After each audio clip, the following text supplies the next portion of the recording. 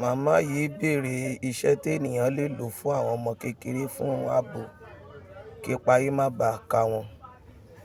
Mo dẹ̀ rí pé bá ṣe fún àwọn àgbàlagbà, àwọn bàbá àtàwọn màmá níṣẹ́, ó yẹ kí a yọ̀ǹda iṣẹ́ àwọn ọmọ kéékèèké. Iṣẹ́ yìí kò ṣe fojú di ó kéré, ṣùgbọ́n ata tó ìyọ́dún tó bá rí ṣe fáwọn ọmọ ẹ̀. Lọ gbìyànjú, lọ bá mi get akọ òkúta ojú ọ̀nà 3, bá mi kó sínú omi tó lè tó ènìyàn wẹ̀. Tó bá ti fi sí,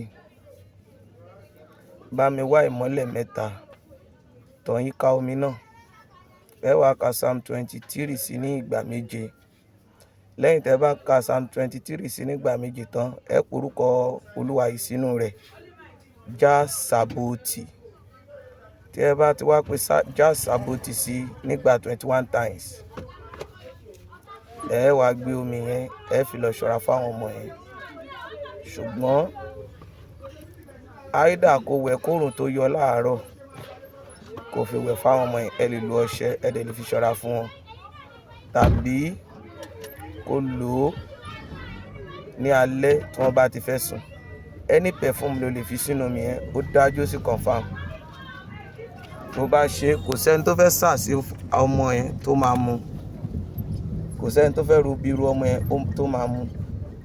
Tó bá rí ṣe, ọmọ yẹn ohun rere tó yẹ kó ṣe láyé ó máa rí ṣe, tó ti confirm. Àṣà àti àṣírí àwọn wòlíì ni o. Mo ti filẹ̀ o. Ohun tí mo kàn nílò ni wípé jọ̀ọ́ nítorí Ọlọ́run má jẹ̀mú ẹni pé kò share rẹ̀, kò sì ṣàdúrà fún mi. God bless you. Orúkọ mi náà ni Wòlíì Michael Ajayi Erigbenfo. Tó bá fẹ́ pè mí sórí nọ́mbà mi 08108778741. I love you all.